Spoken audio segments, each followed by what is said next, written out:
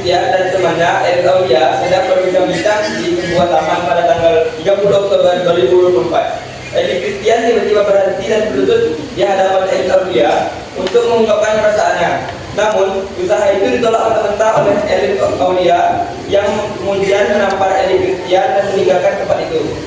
Dengan dirundung amarah, Erik Christian yang egonya tercoreng mengambil batu lalu memukul Erik Aulia dari belakang. Oleh karena itu, terdakwa didakwa dengan jenis dakwaan tunggal pada pasal 458 ayat 1 Undang-Undang 1 tanda miring 2023 KUHP tentang pembunuhan. Sekian, terima kasih. Di tempatnya, sidang pengadilan negeri Kota Pekanbaru yang memeriksa dan mengadili perkara-perkara tentang kasus pembunuhan pada tingkat pertama dengan acara pemeriksaan dengan terdakwa saudara Erik Christian pada tanggal Sabtu 19 November 2024. Untuk itu, diingatkan kepada seluruh peserta sidang agar menonaktifkan segala alat komunikasi dan tidak melakukan hal-hal yang mengganggu jalannya persidangan. Demi kelancaran persidangan ini, akan baiknya kita berdoa terlebih dahulu. Berdoa dimulai. Berdoa selesai. Kepada jaksa penuntut umum dan penasihat hukum dipersilakan memasuki ruangan.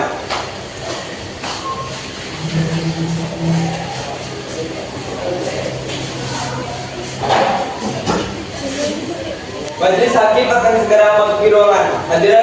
Hadirin mohon berdiri.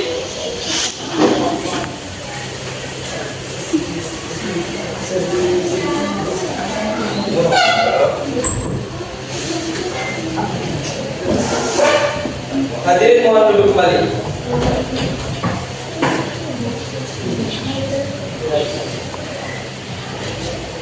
Sidang Pengadilan Negeri Kota Pekanbaru yang memeriksa dan mengadili perkara-perkara pidana kasus pembunuhan pada tingkat yang pertama dengan cara pemeriksaan atas nama terdakwa Erik Christian dinyatakan dibuka dan terbuka untuk umum. Kepada jaksa penuntut umum, silakan hadirkan terdakwa pada ruang sidang dalam keadaan bebas. Baik, Yang Mulia. Petugas hadirkan terdakwa atas nama Erik Christian pada sidang kali ini dalam keadaan bebas.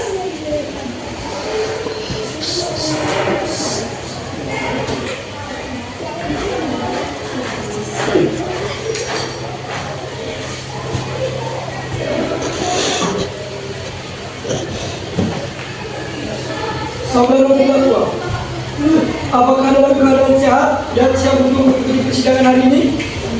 Sehat dan siap, Yang Mulia. Apakah benar saudara terdakwa adalah Erik Christian, lahir di Medan pada 7 Juli 2001, berusia 23 tahun, beralamat di Jalan Cendrawasih, Perumahan Villa Mutiara, dan berstatus sebagai karyawan swasta? Benar, Yang Mulia. Baik, saudara di sini dihadirkan sebagai terdakwa. Maka saudara harus memperhatikan segala sesuatu yang terjadi di ruangan sidang ini. Dapat dimulai? Baik, Yang Mulia. Dalam kasus ini, apakah benar saudara didampingi oleh penasihat hukum? Benar, Yang Mulia. Saya didampingi oleh penasihat hukum. Benarkah saudara penasihat hukum dari terdakwa? Benar, Yang Mulia.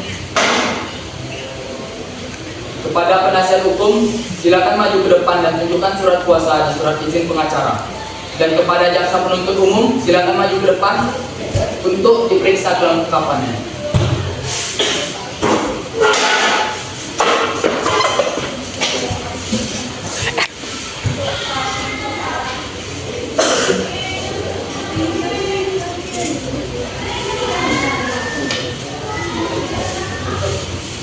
Baik, silakan kembali ke tempat masing-masing.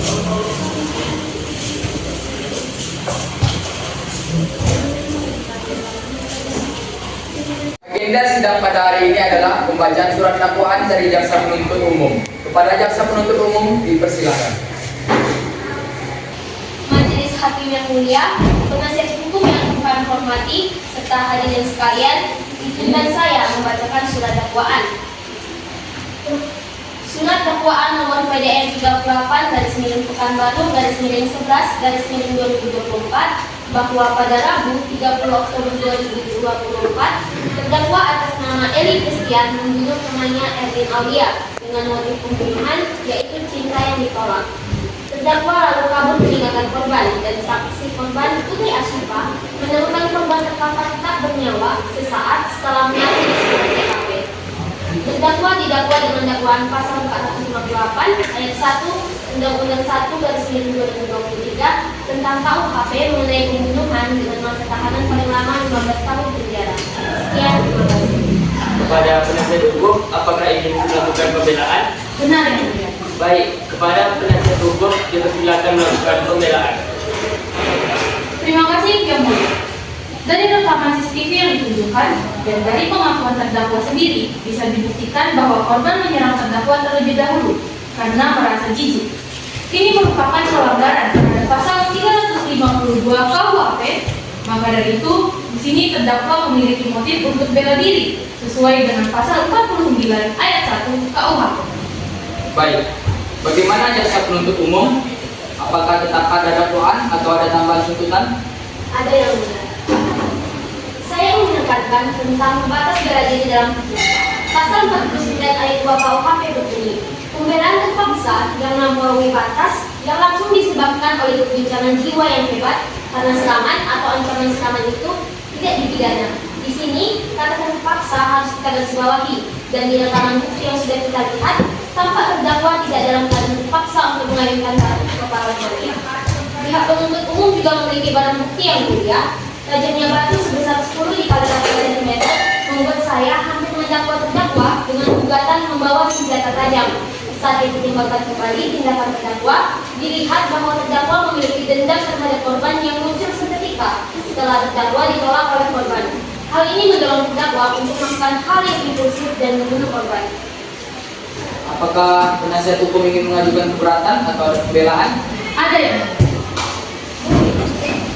kata terpaksa dalam pasal 49 ayat 1 KUHP memang harus digarisbawahi karena nyatanya itulah yang terjadi pada terdakwa. Setelah ditampar, tindakan itu dilakukan oleh terdakwa agar martabat dan kehormatan terdakwa tidak tercoreng. Dapat dilihat pada pasal 49 ayat 1 KUHP yang berbunyi, barang siapa terpaksa melakukan perbuatan untuk pembelaan karena ada serangan atau ancaman serangan ketika itu yang melawan hukum terhadap diri sendiri maupun orang lain, terhadap kehormatan, kesusilaan atau harta benda sendiri maupun orang lain tidak dipidana. Baik, untuk sekarang jaksa penuntut umum silakan hadirkan saksi ke ruang sidang. Kepada saksi, dipersilakan duduk di kursi.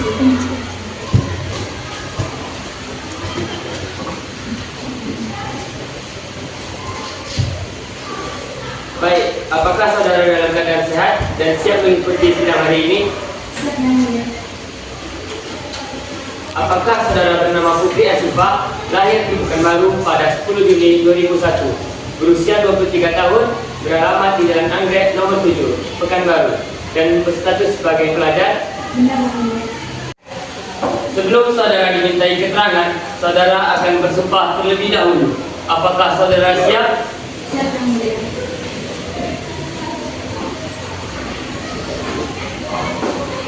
Saudara saksi, ulangi setelah saya ya. Saya berjanji sebagai saksi Saya berjanji sebagai saksi akan memberikan keterangan yang benar, akan memberikan keterangan yang benar tidak lain dari yang sengaja. dan yang sendiri. Semoga Tuhan menolong saya. Semoga Tuhan menolong saya.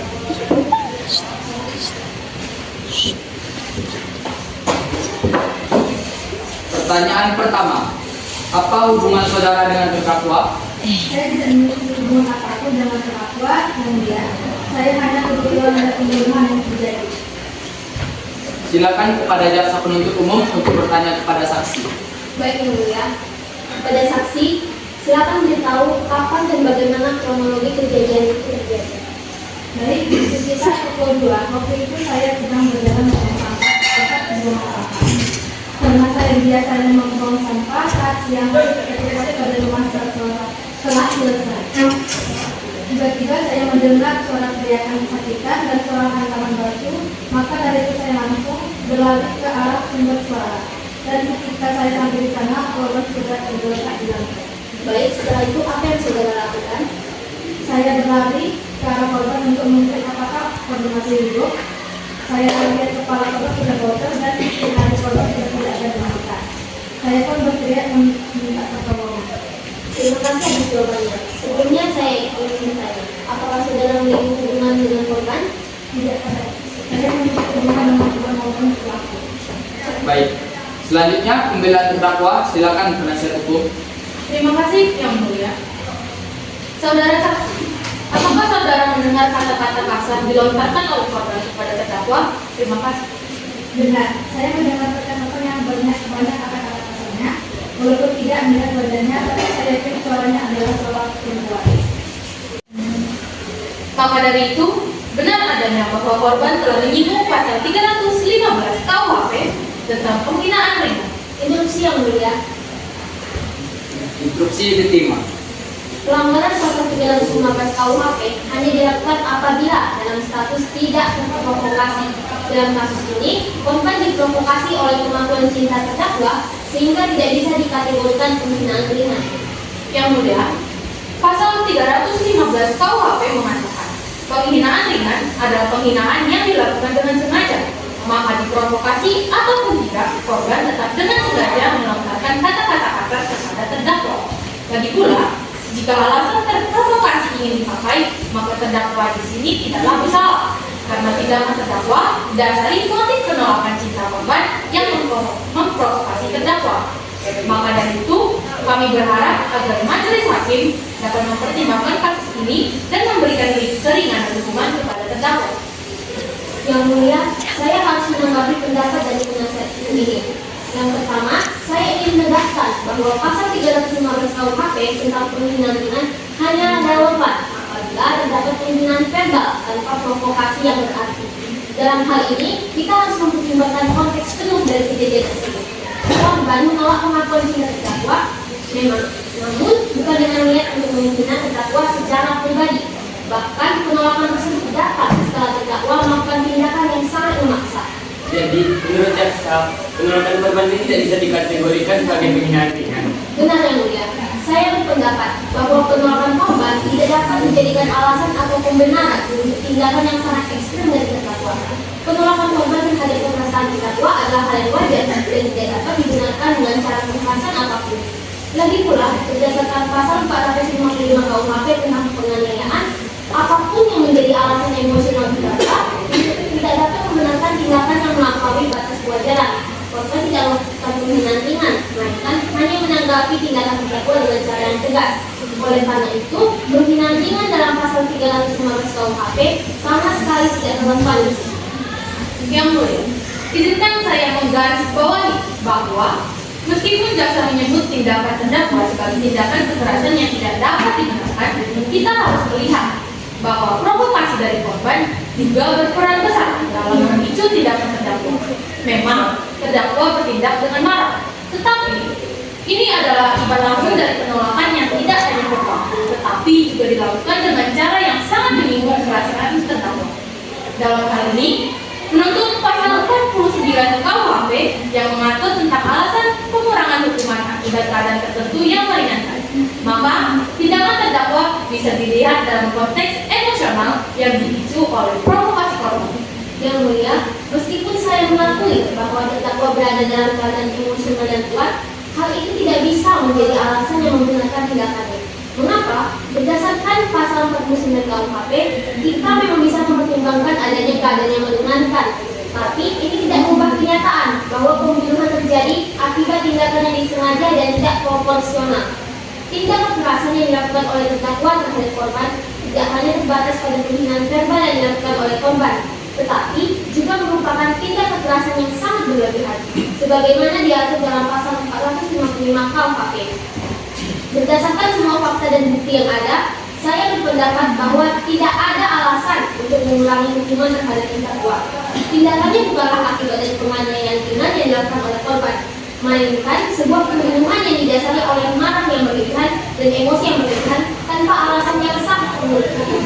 Oleh karena itu, saya menuntut agar terdakwa dihukum sesuai dengan pasal 458 ayat 1 Undang-Undang 1/1999 April 2023, yaitu dengan pidana penjara selama 15 tahun, mengingat bahwa perbuatannya menghilangkan nyawa orang lain. Yang mulia, saya memahami bahwa jaksa penuntut umum berpendapat demikian. Namun, saya ingin menekankan bahwa tindakan terdakwa meskipun dapat dikategorikan sebagai penganiayaan tidak sepenuhnya merupakan pembunuhan dengan sengaja. Berdasarkan pasal 449 KUHP, jika kita melihat tindakannya dari sudut pandang penganiayaan yang menyebabkan kematian, kami mengajukan permohonan agar hukuman yang dijatuhkan lebih ringan dari tuntutan jaksa. Tindakannya mungkin dapat dipertimbangkan sebagai akibat dari dorongan emosi dan penolakan yang sangat menyakitkan. Oleh karena itu, kami memohon agar putusan untuk memperhitungkan keadaan yang memberatkan dan meringankan dari terdakwa. Terima kasih atas penjelasan yang diberikan oleh jaksa penuntut umum dan penasihat hukum. Kami akan memperhatikan seluruh argumen yang telah disampaikan, termasuk pasal-pasal yang relevan, untuk mempertimbangkan putusan yang akan kami buat nanti. Baiklah, saya ingin bertanya kepada saksi. Apakah saudara melihat tanda-tanda terdakwa di sekitar lokasi pembunuhan, walaupun hanya samar-samar? Tidak ada yang dia. Yang gagal meninggalkan TKP saat saya sampai di sana. Baik, jaksa penuntut umum. Apakah ada saksi kedua yang bisa diadakan ke ruang sidang? Tidak, Yang Mulia. Apakah jaksa penuntut umum tetap pada dakwaannya atau adakah perubahan? Tetap pada tuduhan Yang Mulia. Kasus pembunuhan korban yang menyangkut pasal 441/2023 tentang pembunuhan. Sekian, terima kasih Yang Mulia. Bagaimana penasihat hukum? Apakah ada pembelaan terakhir? Yang mulia, memang terdakwa terbukti bersalah atas pembunuhan, tapi dengan segala hormat dimohon mempertimbangkan kembali keringanan hukuman karena pembunuhan dilakukan dengan kondisi pikiran yang tidak jernih. Terima kasih Yang mulia. Saksi dimohon untuk kembali ke tempat yang sudah disediakan.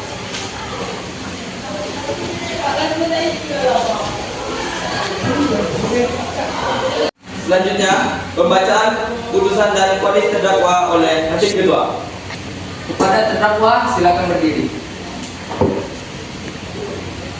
Pengadilan menyatakan terdakwa Eli Christian telah terbukti secara sah dan bersalah melakukan tindakan pembunuhan terhadap temannya sendiri.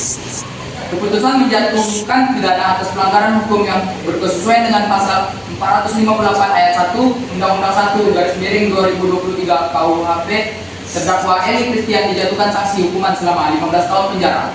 Dengan ini memerintahkan kepada terdakwa agar tetap berada di dalam tahanan dan agar barang bukti dikembalikan kepada pemiliknya. Demikian keputusan dalam permusyawaratan Majelis Hakim Pengadilan Negeri Kota Pekanbaru pada hari Sabtu tanggal 9 November 2024 oleh kami Ridwansyah selaku Hakim Ketua, Febrian Dwi Handika dan Dadat Muhammad Fasya, masing-masing selaku hakim anggota. Dengan ini sidang dinyatakan ditutup. Sidang siang hari ini, Selasa, 9 November 2024, Pengadilan Negeri Kota Pekanbaru berakhir dengan hasil terdakwa dijatuhkan hukuman 15 tahun penjara. Majelis Hakim meninggalkan ruang sidang. Hadirin mohon berdiri.